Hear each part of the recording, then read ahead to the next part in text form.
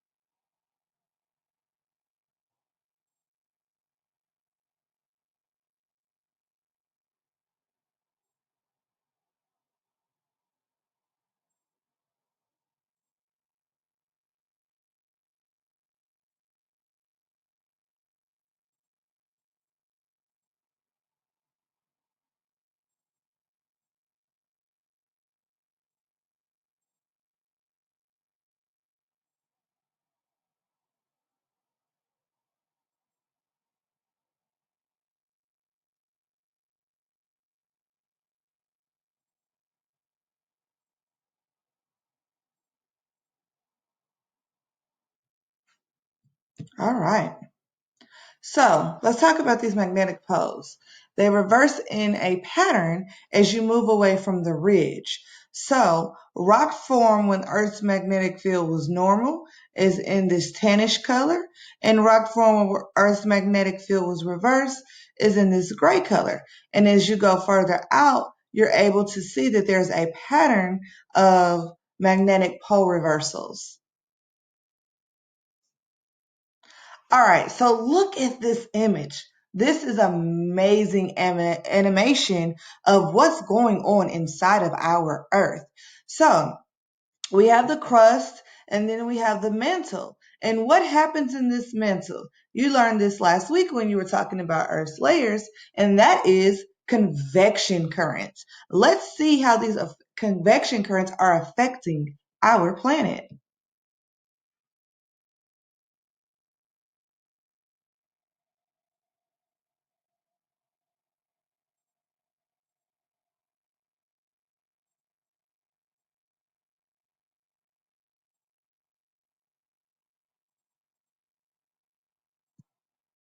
Right here.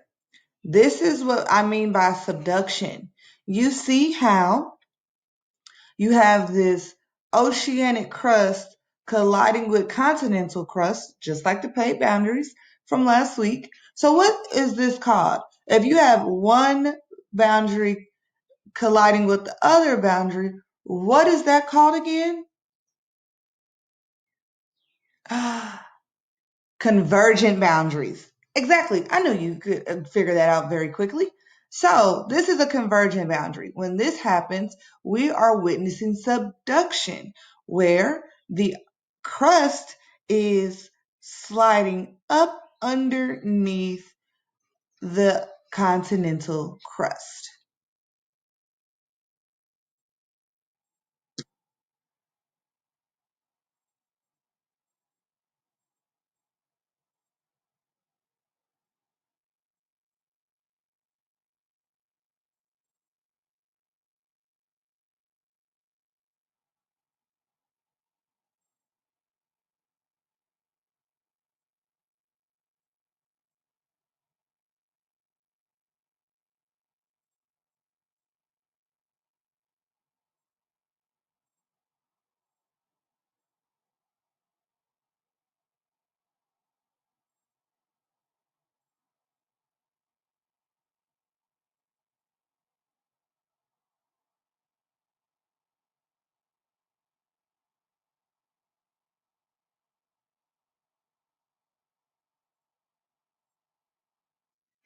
All right. So let's talk about this. Let's talk about this recycling of the earth. So the issue that a lot of people couldn't figure out is if the earth was subducting if the earth was constantly growing and a new seafloor was being built, then how isn't the earth getting bigger? And the reason why the earth isn't getting bigger is because the earth is actually recycling itself. Where you see new seafloor being created, you're going to also see old crust being destroyed and recycled, like the video just showed us. So new ocean crust is formed at the ridges and destroyed where you see the trenches. This was proposed by Harry Hess, and Harry Hess's discovery is what helped validate Alfred Wegener's continental drift theory. All right, so continents are passengers riding along as new floor is added and removed.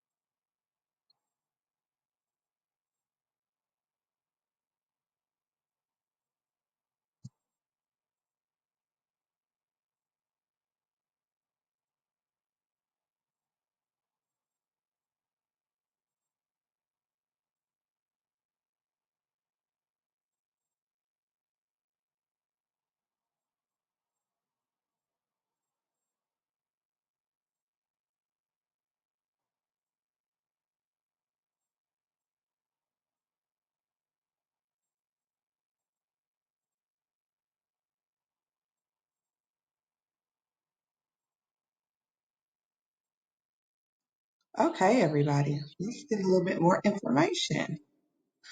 So, this Nazca plate, which is what was talked about in the video, is a continent, and this is a continent, or a plate and a plate. Well, this Nazca plate going on right here, if you've seen, it was a convergent boundary. And when this Nazca plate is colliding into the South American plate, mountain ranges are formed here because it's a converging boundary. So look at all of these plates.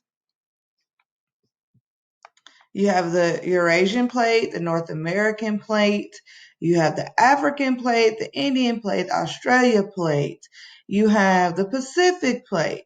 And at all of these plate boundaries is where you will see the different type of movements. This is where you'll see your converging boundaries, your diverging boundaries, your ocean to oceans, your continent to continent, your continent to oceans.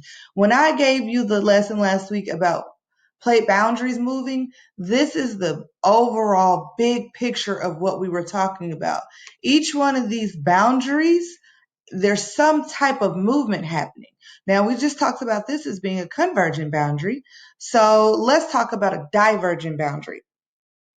Right here on this Arabian plate and this African plate, right here, we're going to be experiencing a divergent boundary. And at this divergent boundary, this is where we've seen our African rift that I was talking about. So let's go over to the next video and wrap this lesson up.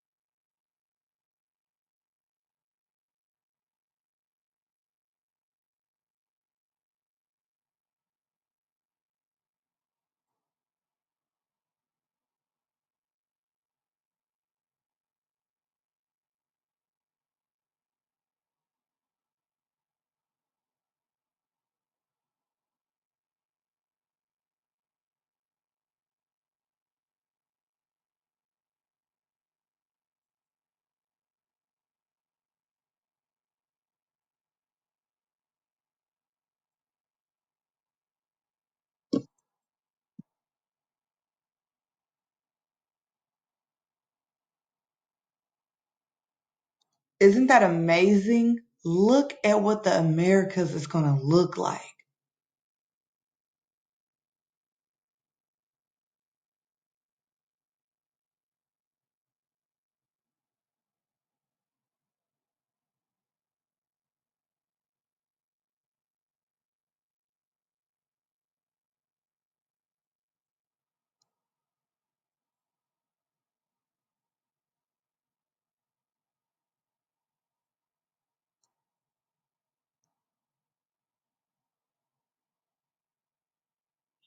All right, everybody. So this is the estimated view of Earth years and years and years from now. And as you see, a lot has changed. Look at South America. Look at Africa. Look at where we live. Like we are going to completely split. See that? Looks like straight down the middle of the United States. But this is the wrap up for today's lesson. What I want you to do at this point is go ahead and add a few more things to your Breaking Pangea brainstorming web that you created. And I will see you tomorrow. Have a wonderful day.